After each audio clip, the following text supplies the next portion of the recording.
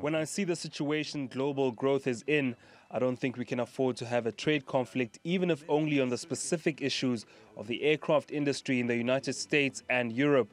So I'm pleading, and I'll plead in Washington, for Europeans and Americans to reach a friendly agreement.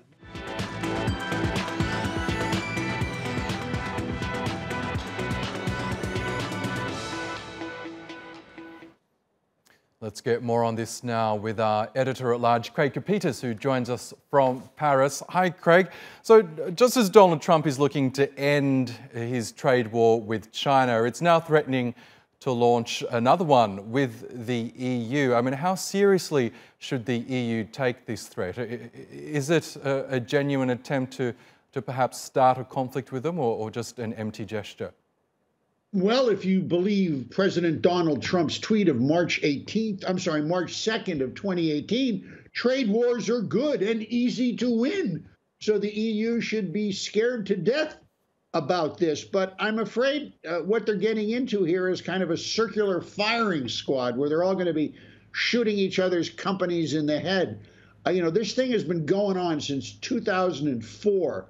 And it was interesting you said it also involves wine and cheese. Indeed, it does. It also looks to include down the road automobiles, German automobiles, bicycles, kitchen knives, and don't ask me why, Oscar, but artists' brushes, according to the documentation. I guess they need those to paint the planes with. Interesting. Well, as we know, Boeing and Airbus have long been locked in a battle to dominate the aviation industry, and the World Trade Organization has said that both companies have received state subsidies. But do you think one company has perhaps benefited more than the other from money from their respective governments? Well, Oscar, that's the proverbial great question. But, it all depends on how you define the difference between a subsidy and a tax break. Now, Airbus gets around $200 billion in what they call launch aid from the EU. It sounds like a kind of Live Aid giveaway concert to help people out. It isn't. But when you go to the U.S., Boeing doesn't get subsidies. What they get, Oscar, are tax breaks. Now, is a tax break a subsidy? Go back to 2017. The state of Washington, where Boeing is located, gave the company $227 million in tax breaks. In 2018, Boeing only paid in federal corporate taxes 13.3% on $9.6 billion of income. What they did, Oscar, was they sheltered 50% of their profits.